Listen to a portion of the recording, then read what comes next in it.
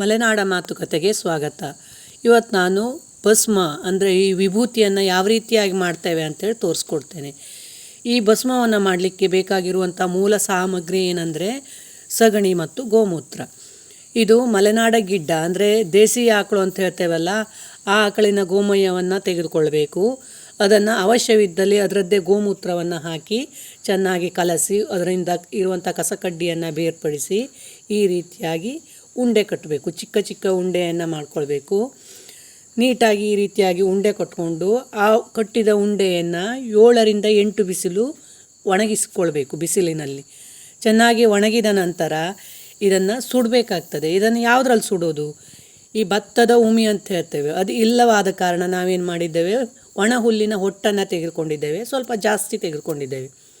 ಆ ಹುಟ್ಟನ್ನು ಅಡಿಗೆ ದಪ್ಪಗೆ ಹಾಸಿ ಅದರ ಮೇಲೆ ಈ ಸಗಣಿ ಒಣಗಿದ ಉಂಡೆಯನ್ನು ಇಟ್ಟು ಮತ್ತೆ ಮೇಲೆ ಅದರಿಂದ ಮುಚ್ಚಿಗೆಯನ್ನು ಮಾಡಿ ಈ ರೀತಿಯಾಗಿ ಅದಕ್ಕೆ ಬೆಂಕಿಯನ್ನು ಹಚ್ಚಬೇಕು.